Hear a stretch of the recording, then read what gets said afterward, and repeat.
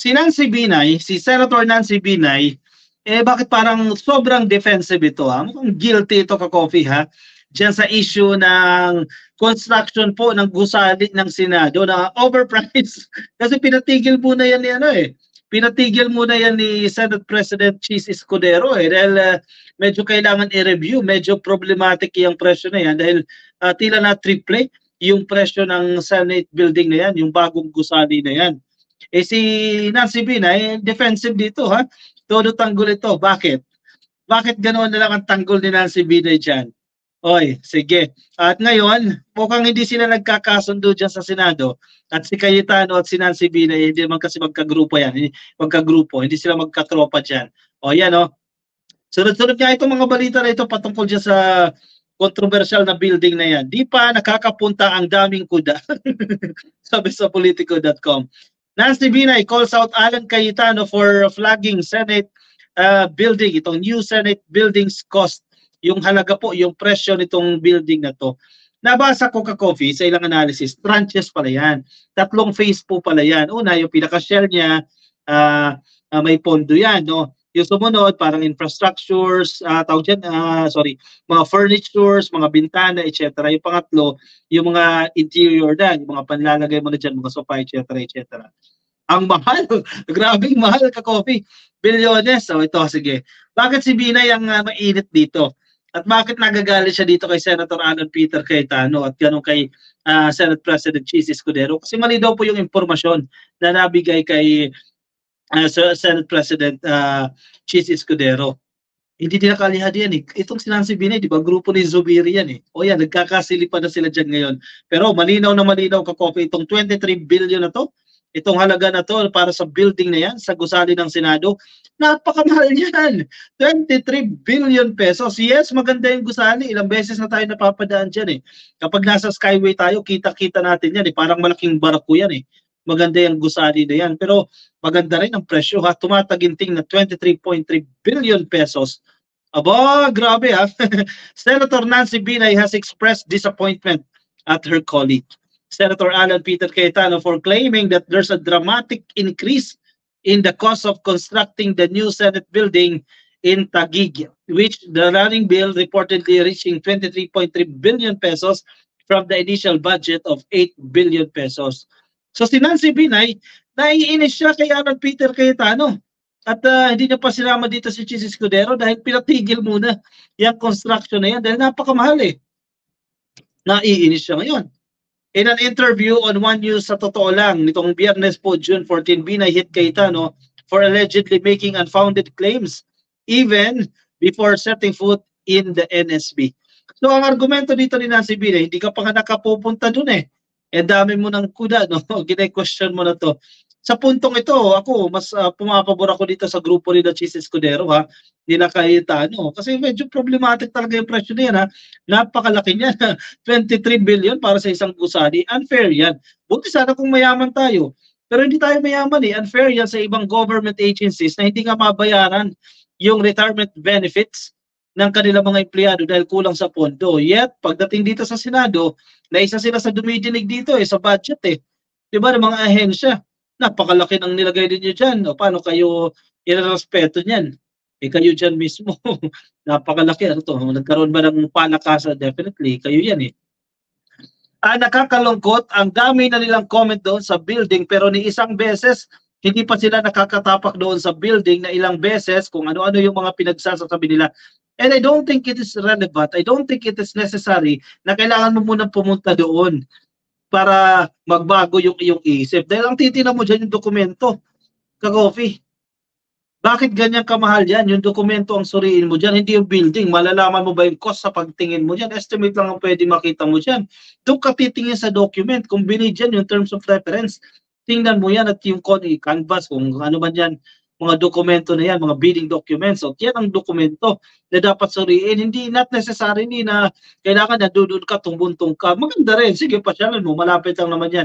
Pero hindi yun yung batayan para ma-identify mo kung enough or sufficient ba yung or efficiently spent yung 23 billion pesos na yan kung makatuntong ka dyan. Hindi ganun yun. Sinasabi po yan ni Binay, referring to Cayetano and Senate President Francis Escudero, who ordered the halt of the NSB's construction. Pinatigil kasi yan. Binay chaired the Senate Accounts Committee overseeing the NSB's construction until last May when she was replaced by Cayetano as part of the Senate leadership change. Yun naman pala. Si Binay pala ang supervisor, kumbaga dyan, dahil siya ang chairperson nitong Senate Accounts Committee. Ito yung may oversight function, yung nagmo-monitor o yung nagli-lead dyan sa construction na yan ng bagong Senate building. Inapalitan siya ni Cayetano. Siguro, nung nagpalit sila ng pwesto, di ba? O nung napalitan si Binay dyan, sinuri ni Cayetano yung mga dokumento dyan at bumulaga sa kanya yung napakamahal na presyo na yan. Eh sinabi kay Senate President Escudero, yung pinatigil naman ngayon yan. The NSB's construction began in 2018 under then Senate President Vicente Soto III.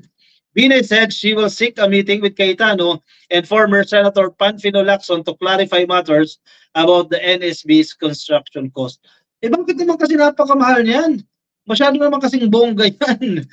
Siguro mas maigi na ako na lang yung mag-extend ng invitation at mag-arrange ng meeting. Actually, mas maigi kung isama natin si Senator Ping Lacson para ma-brief namin mula umpisa from the time of Senator Lacson, tapos nung nag-take over ako para mapabilis na rin at makatulong sa pag-review na gagawin ni Senator Alan Cayetano, sabi ni Nancy Binay.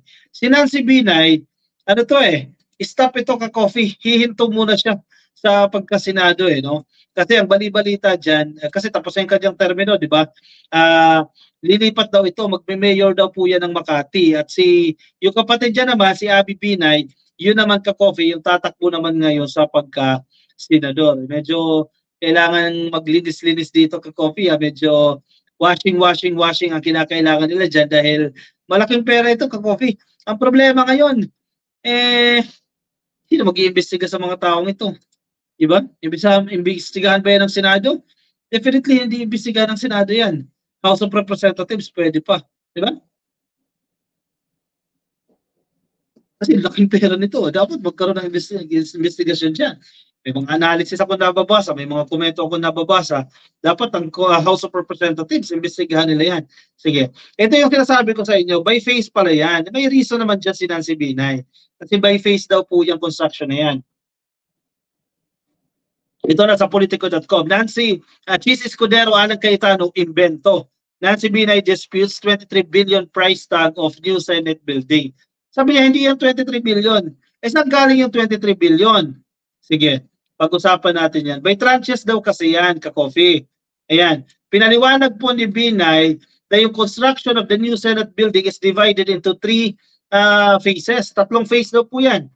The first phase was the core and shell. Ayan, maintindihan pa natin yan. Kumbaga, skeleton, core and shell of the building which includes engineering, yung plumbing, electrical, and concrete works. Kumbaga yung bahay, ka-coffee, ng building. Yan, 8 billion po yan. 8.067 billion. Acceptable pa yan. Ganyan kamahal yan. Siyempre, yung mga foundation yan, mga poste yan, basta yung structure niya, 8 billion yan, ka-coffee. Yung second phase naman, para naman po sa finishings, yung tinatawag na finishings, lalagyan mo ng mga doorways, lalagyan mo ng mga bintana at mga tiles. Nagigets nyo naman yan, ka-coffee, no? Yan daw po 2 pesos. Ang mahal na yan, 2.3 billion pesos para sa mga pintuan, sa mga bintana, para sa mga tiles. 2.3 billion pesos, ha? Kasi yung una, yung core and shell, no? 8 billion. Sumunod, mga tiles na bintana, 2 billion. And then, meron pang nadagdag dyan. Maling-mali po, sabi niya, maling-mali po ang sinasabi na from 8.9 billion to 23 billion. Pinapalabas nila na ang amount na 8.9 billion, tapos na ang building. Binay said referring to the initial budget allotted for the first phase. Kasi ang pinupunto ni Binay, yung 8.9 na yan, hindi naiintindihan nila Cayetano, nila Escudero, na core and shell pa lang yan, ka-coffee. Hindi pa yung tapos yung buong building. Kasi kailangan mo pa raw dyan ng mga furnitures. Yan, nasa third phase po yan. The third phase of the project is set to reach 10 billion. 10 billion. Yun naman pala. Binay said, adding that she had wanted to bring down the cost as then accounts committee chair. Ang mahal naman yung mga sofa na yan, mga internal interior design na yan, etc. 10 billion, mas mahal pa doon sa pagpapakonstruct ng mismong gusali. O yan ang nagmamahal. Abot talaga na mahigit 20 billion yan. Pero sabi ni Binay, hindi yan. Pero ganoon pa rin. Hindi pa ngayon. Pero in the coming years, aabot yan dyan sa kanyang bilyones na yan. Kasi hindi ka naman gagawa ng building, hindi ka naman magpaplano na after ng phase 2, titigil ka na. Siyempre, lalamanan mo yan. May phase 3 yan. So, hindi pa man ngayon umabot ng 23, in the coming years, aabot siya ng 23. Kasi di mo pwedeng itenga na lang yan dyan. E di sayang yung ginastos mo dyan sa phase 1 and phase 2. Diba? Common sense naman yun. Na pag tinayo mo dyan, kailangan mo yan tapusin. At kapag tinapos mo yan, papalo yan na mahigit 20 billion. So, hindi mo pwede sabihin na OA yung 23 billion na speculation. So, una sinasabi nila Escudero, nila Cayetano, kasi may basis yan. Hindi pa man ngayon, but in the coming years, papalo na yan once sinimulan na itong phase 3. Aba, napakamahal yan. Naku po. Kawawa mga Pilipino dyan.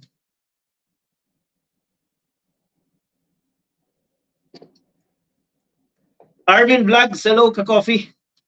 Si Mother Tess, paglalabasan ng mga baho ng mga Duterte dogs. Ayan, nagsisimula na actually. Marlon Tubilia, happy viewing po sa inyo. Kay Angie Macaraeg, hello, watching from Las Vegas, USA. Thank you po. NN1418, thank you. Uy, bago nating subscriber, thank you. Welcome, bago nating ka-coffee. Si NN1418, thank you for tuning in. Kay random user, oy, pugot ng ulo natin sa iyo ng nais ng mga DDS. Pero todo tanggol pa rin sila dyan. Todo tanggol sila dyan sa mga kalakaran na yan. E paano kumikita sila dyan eh. Ma'am Lauren Uniday Center, thank you ma'am for tuning in. Sa Facebook, nakikinig po sa atin. Thank you. O sige, comment lang kayo dyan sa Facebook, sa YouTube, yung mga nakaantabay po sa atin ngayon para subukan natin mabasa po isa-isa yan. Florida Greenfield, I have my cup coffee now. I am 9 a.m. here in Arizona. Ayan, good morning ma'am. Kumusta po ang panahon dyan? Yan, masarap magkape, lalo na pag nasa Amerika. Siyempre, yung weather, maganda ang weather dyan eh. Alex Sanchez, tired po, tulog na mi. See you next time sa LS nyo. Thank you, Alex Sanchez. Good night, have a good sleep. Ma'am Alex Sanchez, late na rin po kasi ako nag-start, no? Joel Carino, malamang yan, magtuturo na naman si Roque. Ayan, maganda yan, pag-imbestigahan. Pero expected natin yan. Magtuturo na naman yan ng kung ano-ano yan. Kay Villar, Bero ka-coffee, good eve ha. Wala na sigurong matino ngayon, nakaupo ngayon dyan. Lahat na siguro sila, maliban lang sa ating mahal na Pangulo. Ngayon, kahit anong gawin ng ating Pangulo, sabi ni Villar Bero. Actually, may punto rin naman kayo, pero huwag tayo mawala ng pag-asa, no?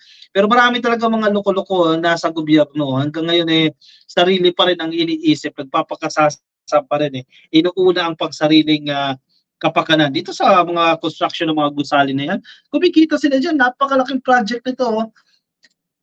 Danilo Natividad, Marcos Forever, watching from Hercules dyan po sa California. Kay Leona Tijada, happy Father's Day ka-coffee, watching from London dyan po sa United Kingdom. Oy, nga pala, happy Father's Day ha sa lahat ng ka-coffee natin na tatay. Yung mga responsableng tatay ha, wag na natin isama yung mga irresponsableng tatay na may mga anak na astang binata. Ayan, sa mga tatay na responsable, sa mga nagsusumikap na tatay, ayan, happy Father's Day po sa inyo. Pati yung mga iba pang mga nanay na tumatayo bilang tatay. Ayan, happy Father's Day po sa inyong lahat. O sige, kung nasa Facebook po kayo ka-coffee, baka di pa kayo naka-like, naka-follow sa ating Facebook page, pasuyo na lang ka-coffee ha. Please like and follow sa Facebook, at kung nasa YouTube po kayo, click lang po itong subscribe dyan sa baba at i-like lang po yung video na to para po sa ating attendance check. Felix Ramones, next naman na. Felix Ramones, thank you. Watching from Hawaii. Oy, the best blogger. Next. Thank you. Sir Felix Ramones, ha? Kay Nora Elong, happy Father's Day to me too. Ayan, Ma'am Nora Elong. Lahat ng babae na tumatayong tatay sa pamilya, mga single parents, ayan, happy Father's Day / Mother's Day po sa inyo. Late nga lang, no? Philip Mariano, kasi wala siyang panggastos sa kanyang business, kaya lahat pinasukan niya. Sabi ni Philip Mariano. Mainit dito ngayon sa Las Vegas ka-coffee. 9:15 AM watching po si Alexis Ganal. Pero iba naman ang init dyan sa Amerika, no? Kumpara dito sa init sa Pilipinas, eh. Hari Ogag, ikaw ang malisyoso, sabi ni Edgar Nakamura. Ayun na nga nangyayari dyan. Pag sila pwede magbigay ng malisya, pero pag kampo ni PBBM, hindi pwede magbigay ng malisya. Ba, matindi pala kayo niyan. Yan ang tinatawag natin na double standard naman yung style ninyo dyan. Kayo lang ang pwedeng magbigay ng malisya. Pero ang iba, hindi. Hindi kami pwede magbigay ng interpretasyon, ng analysis, dahil kayo lang dapat ang pwedeng magbigay ng malisya. Naku po, pangit yan ha. Huwag ganyan, yung kampo ninyo dyan. Unti-unti kayo babagsak dyan sa kalokohan ninyo. O siya, sige, kuha na kayo ng kape. Move on tayo sa ating next topic.